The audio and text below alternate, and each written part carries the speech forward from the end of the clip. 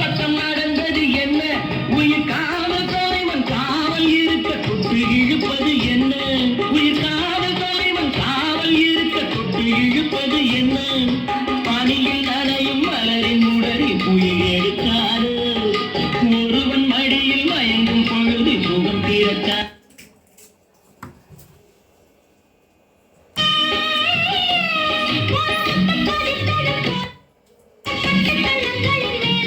ஒன்று தொட்டு பொழுது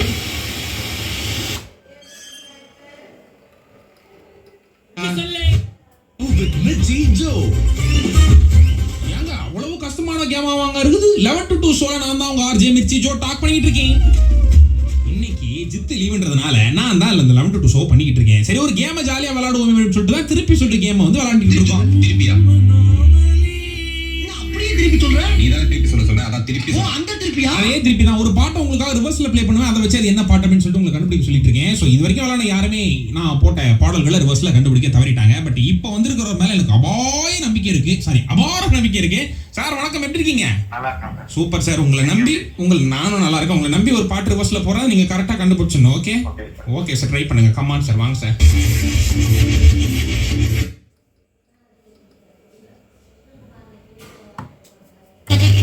கிட்ட பேசலாம் அப்படின்னு நான் யோசிச்சிருந்தேன். அதனால இன்னைக்கு ஷோவுமே கொஞ்சம் எமோஷனலா போகுதுன்னு நினைக்கிறேன். டிஷ்யூ பேப்பர் பக்கத்துல வச்சுட்டு பவுஷியா கூட ஸ்டே டியூன்டா இருங்க. மகளிர் மட்டும் தான் தொடர்ந்து பேசலாம். நீதானே எந்தன் பொன் வசந்தம், புது ராஜ வாழ்க்கை நாளை உன் சொந்தம்.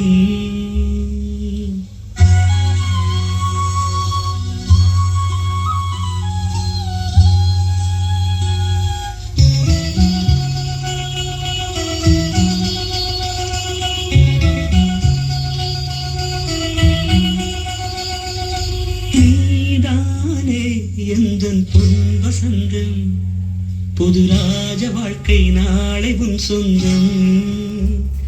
ஆஹா நீதான். ஓகே, புதுசுனா ஆங்கில வச்சு தான் எழுதணும். சரி, ட்ரை பண்ணலாம். என்ன இருக்குன்னு கண்டுபிடிப்போம். அங்க ஒருத்தன் நூறு மாதிரி இருக்கான். அவன் தான் நம்ம டார்கெட். தம்பி, உனக்கு என்ன பிரச்சனை சார்? சம்பரலா ராம்பாபு அப்படின்னு 1970 அதுக்கு பிறகு 1971 லகுன் மே ஏக் அப்படின்னு ஹிந்திலையும் மறு ஆக்கம் செய்யப்பட்டது. வெளியே கூட்டிகிட்டு போவாங்க. இந்த மாதிரி நிறைய சந்தோஷம் கிடைக்கும் அவங்களால. ஸோ அந்த ஒரு ரீசனுக்காகவா தான் இருக்கும். ஸோ இப்படி உங்கள் வீட்டுக்கு எந்த சொந்தக்காரங்க வந்தால் பயங்கர சந்தோஷமாயிடுவீங்க அப்படின்றதாங்க இன்னைக்கு பேச போகிறோம். நேரம் சரியாக 1:08 ஆகுது. ஹலோ எஃப்எம் கேட்டுட்ருக்கீங்க. அஞ்சரை பெட்டியில் நான் உங்கள் பவதாரணி பேசிகிட்டு இருக்கேன். இப்போ நம்ம கூட ஷர்மிளா இணைஞ்சிருக்காங்க. ஹலோ, வணக்கம். வணக்கம் பவதாரணி, எப்படி இருக்கீங்க? ரொம்ப நல்லா இருக்கேன். நீங்கள் எப்படி இருக்கீங்க? சாப்பிடுற நேரத்துல வந்து சுறுசுறுப்பா பேசுறதுக்கு இல்லாம பயங்கர சோம்பேறியா பேசுற மாதிரி இருக்கே. பசி வந்துருச்சுல்ல, அதனால டயர்ட் ஆயிடுச்சு. ஓகே, சரி, பேசி முடிச்சதும் போய் சாப்பிடுங்க. சொல்லுங்க ஷர்மிளா, உங்க வீட்டுக்கு எந்த சொந்தக்காரங்க வந்தா ரொம்ப சந்தோஷமா இருக்கும் உங்களுக்கு? எனக்கு வந்து எங்க பெரிய தாத்தாவோட பிள்ளைங்க வந்தாதான் எனக்கு ரொம்ப சந்தோஷமா இருக்கும். ஏன்னா எங்க தாத்தாவோட அண்ணன் பிள்ளைங்க அவங்க. ஓகே. ஏன்னா எங்க சித்தி எல்லாம் வந்து எங்களை டாமினேட் பண்ணுவாங்க. எதுவா இருந்தாலும் ஏதாவது ஒண்ணு செய்யணும், வைக்கணும், ஏதோ கல்யாணத்துக்கு எடுக்கணும்னா. ஆனா அவங்களவே டாமினேட் பண்றவங்க எங்க பெரிய தாத்தாவோட பிள்ளைங்க தான்.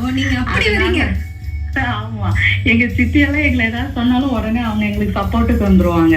என்ன அவளை ஏதாவது சொல்லிட்டே இருக்க அப்படின்னு அவங்க சொன்னாலும் இவங்க சைலண்ட் ஆயிரும்.